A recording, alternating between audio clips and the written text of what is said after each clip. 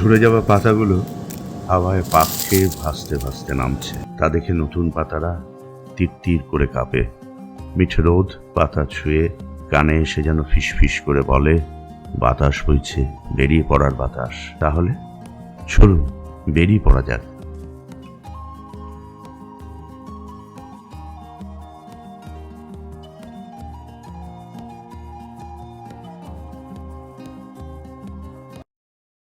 সুপ্রভাত। সকাল সকাল বেরিয়ে পড়লাম।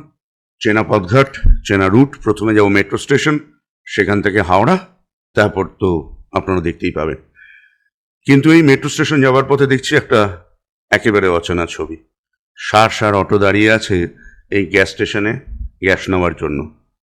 বুঝতেই পারছেন যুদ্ধের আবহে গ্যাসের কি আকাল। যাই হোক, মেট্রো স্টেশনে পৌঁছে গেলাম। এই ভোরবেলা স্টেশনে একমাত্র শুধু আমিই দাঁড়িয়ে আছি। তারপর আস্তে আস্তে লোকজন এলো, ট্রেনও এসে গেল। এটা একটা চমৎকার হয়েছে জানেন। মাত্র 20 মিনিটে 28 টাকায় হাওড়া পৌঁছে যাচ্ছি। এই সুভাষ সরোবরের উপর দিয়ে মেট্রোটা যাচ্ছে, ভারী সুন্দর লাগছে দেখতে। এই এসে পৌঁছলাম হাওড়া স্টেশনে। এবার যাব 5 নম্বর প্ল্যাটফর্মের কাছে। ওখান থেকেই আজকে আমার train, Howrah Bardhaman cord line. আসুন। এই স্টেশনে এসে দাঁড়িয়েছি, তখন ট্রেন আসছে। আর স্টেশনে উন্মাদের মতো ভিড়, প্রচুর লোক। ভাবছি আজকে জানলার ধারে সিট পাবো কিনা। যাক, অবশেষে ধাক্কাধাক্কি করে উঠে ঠিক জানলার ধারে সিটটা পেয়েছি। আগের দিন ছিল লটারির টিকিট, আজকে কিন্তু পরিশ্রমের ফসল। এই একটা ব্যাপার দেখেছি জানেন, যে ভিড় ট্রেনের মধ্যে নিজের শরীরটাকে শুধু মিশিয়ে যাও, ভিড় ঠিক তোমাকে জায়গা করে দেবে। এগিয়ে চলেছে ট্রেন, বেশ খানিকটা এগিয়ে চললো। জনায় পেরিয়ে যাওয়ার পরে দুপাশের দৃশ্যগুলো বদলে যাচ্ছে। এই যে দিগন্ত জোড়া সবুজ, আর মাঠে খেতে কাজ হচ্ছে, আসলে কিন্তু এরা আলু তুলছে। এই অঞ্চলে প্রচুর আলুর চাষ হয়। আর এই পেরিয়ে যাচ্ছি বেলমুড়ি স্টেশন। এই স্টেশনটাকে নিয়ে না প্রচুর অলৌকিক গল্প আছে। স্টেশনটা কিন্তু খুব মিষ্টি, আসতে হবে বেলমুড়িতে একবার। যাই হোক, এরপরে হচ্ছে ধনেখালি হল্ট, এবং তারপরে আমার স্টেশন। এই এসে নামলাম সেবাইচণ্ডী। ট্রেন নামলাম, এবার উল্টো দিকে একটা ট্রেন আসছে, হাওড়া যাওয়ার ট্রেন। প্রচণ্ড ভিড়, এই দেখুন এই ট্রেনটাও চলে গেল। এবার আস্তে আস্তে স্টেশন চত্বর একেবারে ফাঁকা হয়ে গেছে। চমৎকার লাগছে এই শিবাইচণ্ডী স্টেশনকে। এখানে একটু দাঁড়িয়ে রইলাম, তারপর এবার আমি ধীরে ধীরে নেমে এলাম টিকিট ঘরের পাশ দিয়ে, ব্রিজের নিচ দিয়ে টোটো স্ট্যান্ডের কাছে। এই টোটোতে করে আমার যাত্রা শুরু হবে আজকে। আমি প্রথম যাব বরখাপুর গ্রামে। টোটোর ভাড়া নিল মাত্র 20 টাকা। আসুন আস্তে আস্তে ঘুরে দেখি। এগিয়ে চলল আমার টোটো। রাস্তার দুই পাশে সবুজের সমারোহ, তার মধ্যে দিয়ে এগিয়ে চলেছে আমার টোটো। রাস্তাও বেশ ভালো। মিনিট 15-20 পরে আমি পৌঁছে গেলাম বরখাপুর গ্রামে ঢোকার মুখে। এখান থেকে বাঁ দিকে ঢুকে যাচ্ছে আমার টোটো। আর মিনিট 5 তারপরে আমি নেমে পড়ব বরখাপুর প্রাইমারি স্কুলের সামনে। এই নেমে প্রাইমারি স্কুলের উল্টো দিকের মাঠের পাশ দিয়ে আল ধরে আমি এগিয়ে চলেছি সামনের ক্ষেতটার দিকে। ল্যান্ডস্কেপটা দেখেছেন, কি অসাধারণ না?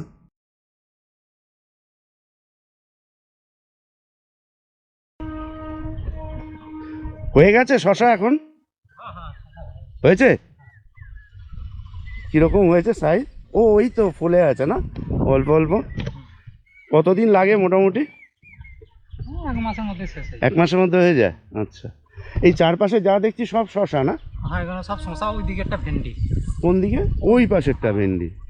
আচ্ছা, তোমার বাড়ি কি এখানেই নাকি? হ্যাঁ, এটাই আমার। এখানে? আচ্ছা,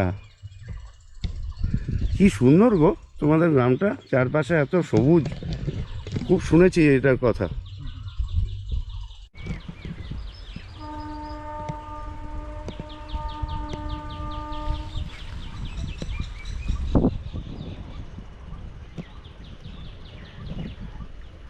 চলুন, ওই দূরে মনে হচ্ছে কয়েকজন জমিতে কাজ করছে, ওই আলুই তুলছে সম্ভবত। তাদের সাথে একটু কথা বলা যাক।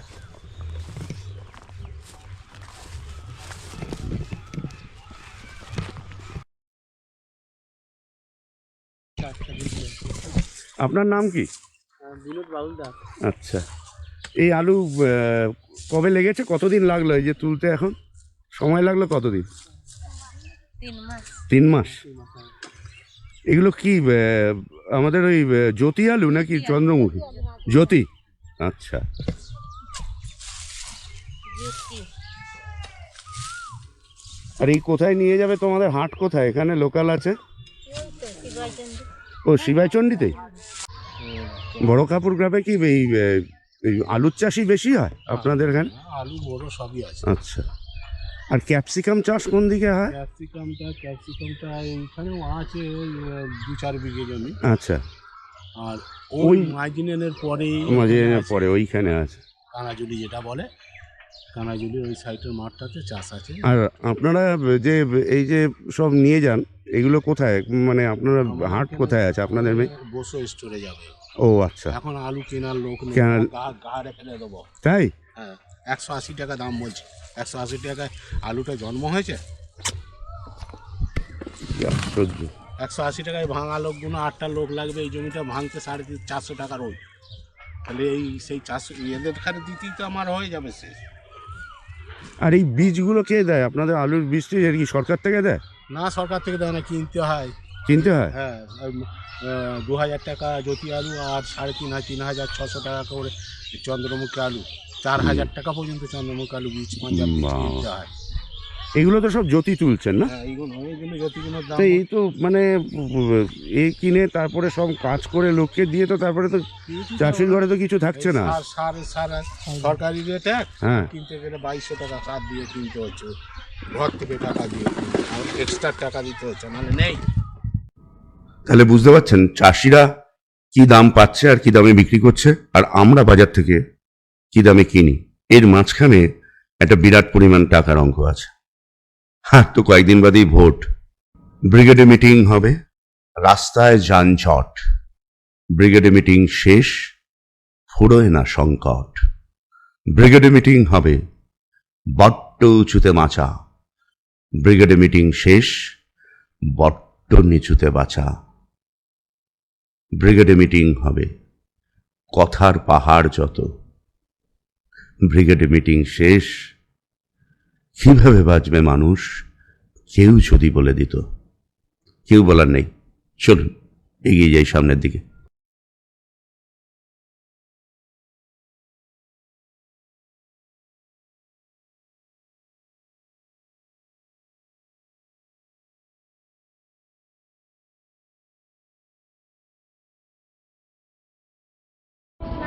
কোন ক্লাসে পড়িস?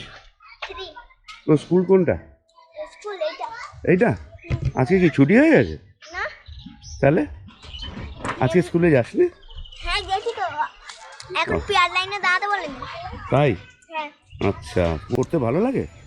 হ্যাঁ, বাহ, তো খুব কম ছেলে এরকম বলে পড়তে ভালো লাগে। Very good boy.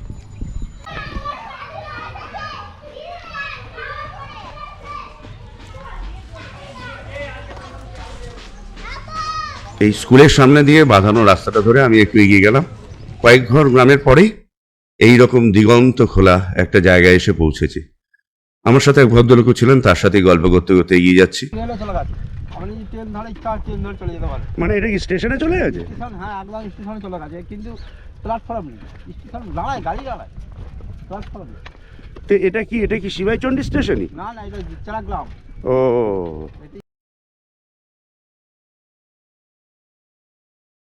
আর কিছুক্ষণ পরে ভদ্রলোক সাইকেল করে মুহূর্তের মধ্যে ভ্যানিশ হয়ে গেলেন। এখন এই পুরো জায়গাটাতে একা আমি। চারপাশে ধবুজ ধানের ক্ষেত, মাঝখান দিয়ে এই কংক্রিটের সাদা রাস্তাটা এঁকে বেঁকে চলে গেছে। কি অপূর্ব যে লাগছে। হঠাৎ হুইসেল দিতে দিতে চলে যাচ্ছে মালগাড়ি সবুজ সীমানা বরাবর। Just cinematic.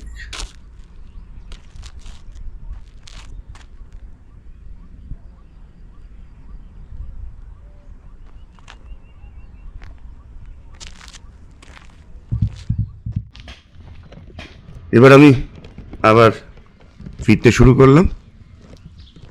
একদম গ্রামের দৃশ্য বলতে যা বোঝায় তাই। এখান দিয়ে হেঁটে এসে আমি একটু আবার ওই বরখা প্রাথমিক বিদ্যালয়ের সামনে এসে পৌঁছলাম।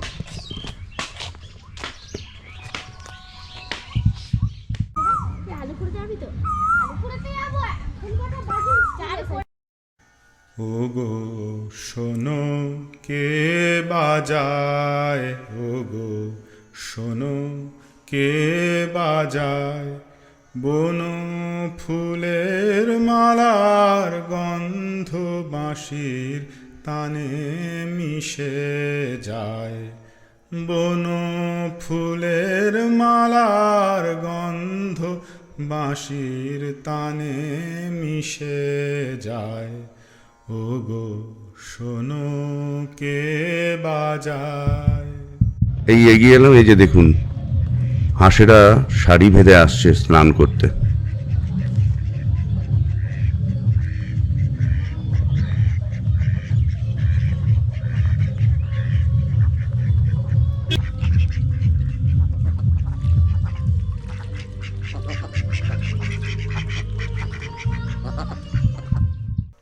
কুঞ্জ বনে ভ্রমরগুলি বাঁশির মাঝে গুঞ্জরে, বকুলগুলি আকুল হয়ে বাঁশির গানে মুঞ্জরে, কুঞ্জ বনে ভ্রমরগুলি বাঁশির মাঝে গুঞ্জরে, বকুলগুলি আকুল হয়ে বাঁশির গানে মুঞ্জরে, যমুনারি কলতান কানে আসে কাঁদে প্রাণ, যমুনারি কলতান কানে আসে কাঁদে প্রাণ, আকাশে ওই মধুর বিধু কাহার পানে হেসে যায়, ওগো শোনো কে বাজায়, ওগো শোনো কে বাজায়। আসা যাওয়ার মাঝে আবার এদের সঙ্গে দেখা হয়ে গেল। স্নান টান সেরে এরা সারিবদ্ধভাবে ফিরে যাচ্ছে, আর ফেরার পথে দেখা হলো এদের সঙ্গে। মনে পড়ে গেল বাংলার একটা প্রবাদ, ছাগলের তৃতীয় বাচ্চা লাফিয়ে বড় হয়। এই এগোচ্ছি, এখানে কিছু সরকারি প্রকল্প হচ্ছে। একটা বড় জলের ট্যাঙ্ক দেখলাম, একটা জলাধার প্রকল্প হচ্ছে। আমি এখন এই মেন রোড ধরে এগিয়ে চলেছি। সবাই বললো এই সামনে এগিয়ে যান, তাহলে অটো বা টোটো পেয়ে যাবেন। এবার আমি এই অটো বা টোটো করে চলে যাব শিবাইচন্ডী স্টেশন। চল, এইরকম টুকটাক একদিন বেরিয়ে পড়ে আমার তো বেশ ভালো লাগে। আর ওই যে বললাম গাছের ছায়া এখনো দাঁড়াচ্ছি, রোদ গরম একটু হয়েছে ঠিক কথাই, কিন্তু এই গাছের ছায়া দাঁড়ালে কিন্তু বেশ আরাম লাগছে। চলুন আস্তে আস্তে এগিয়ে যাই। ভাল লাগলো, আপনাদের কিরম লাগলো অবশ্যই কিন্তু কমেন্ট করে জানাবেন।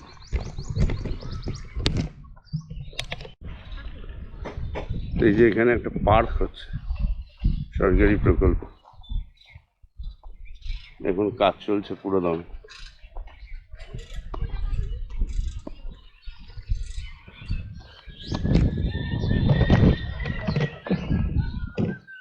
সত্যি সত্যি জানি না এখানে পার্কের কি প্রয়োজনীয়তা আছে।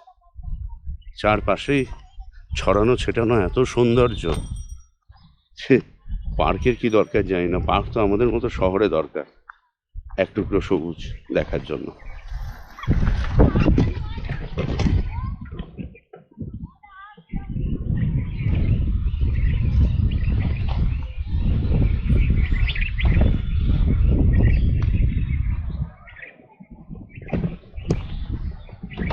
আচ্ছা, এই ফুলটা কি নাম আপনারা বলতে পারবেন? আমার তো জংলি কাঁটা ফুলই মনে হলো, কিন্তু নামটা জানি না। কিন্তু রংটা ভারী সুন্দর না, একটা মিষ্টি পেস্তা কালার। এবার আমি টোটো পেয়ে গেলাম, এই টোটোতে করে আমি এখন আসবো শিবাইচন্ডী স্টেশন। টোটো ভাড়া ওই 20 টাকা।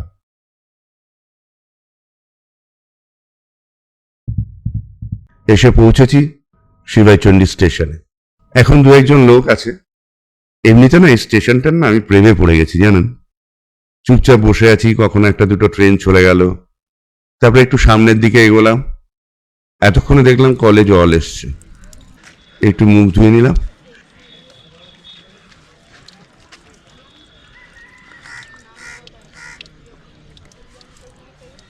আর ঠিক পাশটাতে এই ফ্রেমটার দিকে তাকিয়ে দেখুন, কি অসাধারণ না এই ফ্রেমটা। স্বপ্ন দেখছি ঠিক এই গাছটার নিচে দাঁড়িয়ে আছে দুজন, বালিকাবধূর মৌসুমী আর তার বর। কি অসাধারণ ফ্রেম বলুন, তাই না? হঠাৎ করেই মালগাড়ির আওয়াজে স্বপ্নটা ভেঙে গেল, আর আমার ট্রেনও এসে গেল। আমি এখন যাব শিবাইচণ্ডীর ঠিক আগের স্টেশন ধনেখালি হল্ট। সেখান থেকে ঘুরে দেখব একটা জায়গা। সেই ভিডিও আসবে পরের পর্বে, ঠিক 15 দিন বাদে। সঙ্গে থাকুন, দেখতে থাকুন আমার চ্যানেল ট্রাভেল উইথ অরিন্দম। আর যদি ভালো লেগে থাকে তাহলে লাইক, শেয়ার এবং সাবস্ক্রাইব করবেন। কোনো জোরাজুরি নেই কিন্তু। ভালো থাকবেন সকলে।